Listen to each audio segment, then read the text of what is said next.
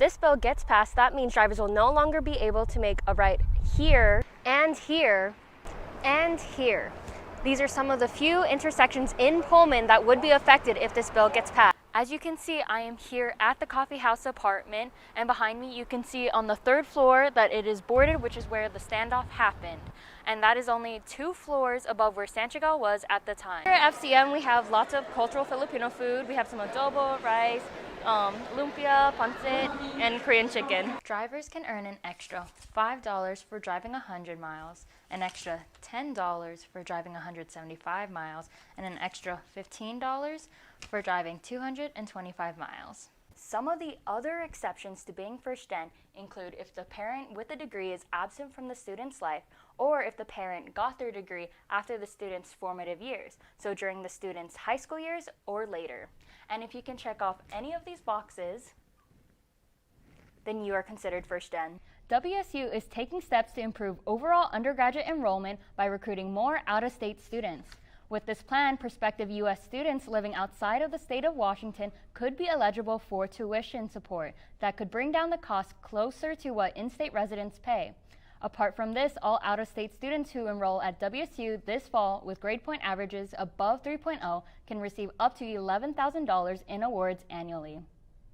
WSU's sexual assault case is being tried in the state Supreme Court to decide whether it is a university's responsibility to protect students from sexual assault off of campus, and if so, to what extent. The case Madeline Berlow versus State of Washington doing business as WSU involved another WSU student sexually assaulting Barlow at an off-campus party.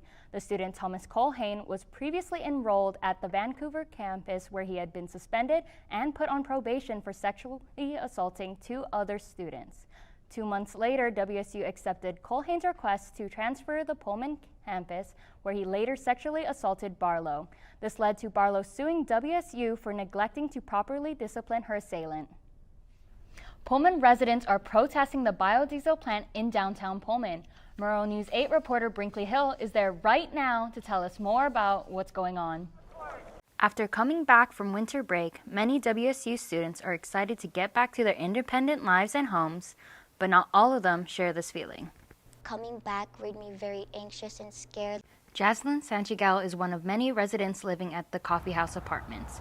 On December 15th of last year, there was a shooting there. The shooter had threatened to kill his roommates and everyone in the building, but was shot by a member of Whitman County's regional SWAT team during a standoff.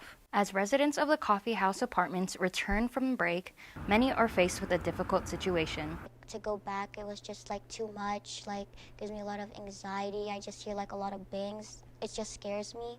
As you can see, I am here at the Coffee House apartment, and behind me you can see on the 3rd floor that it is boarded, which is where the standoff happened.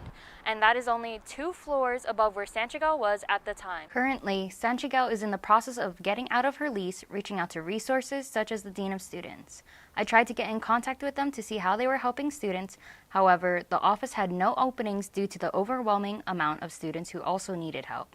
I'm kind of just stuck in the lease right now, still trying to figure it out. Santiago is still paying for her rent every month, even though she no longer stays in her apartment. She says the only way she can get out of her lease is by getting deployed on active duty or by subleasing her apartment, which is unlikely due to what happened. I'm Arielle Argel with Merle News 8.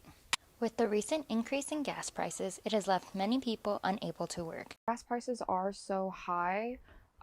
Even now, I was considering not doing DoorDash as often. A senior at Washington State University, Maliv Pavong started working for DoorDash to make some extra money on the side.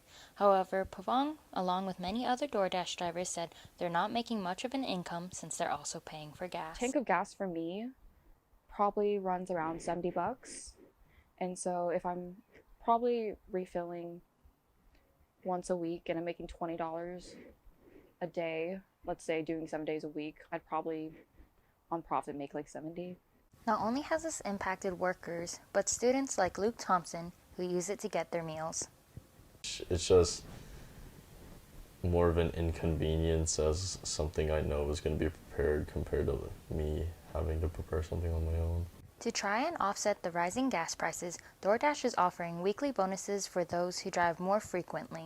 Drivers can earn an extra $5 for driving 100 miles, an extra $10 for driving 175 miles, and an extra $15 for driving 225 miles. DoorDash also has a debit card that drivers can apply to. With the card, they can get 10% back on gas until the month of May. While this may serve as an incentive for some drivers, for Pavong, it does not. I didn't really want to sign up for it. There really is no reason as to why I shouldn't sign up, but I already have enough cards that I didn't want to deal with another. I'm Arielle Argel with Murrow News 8.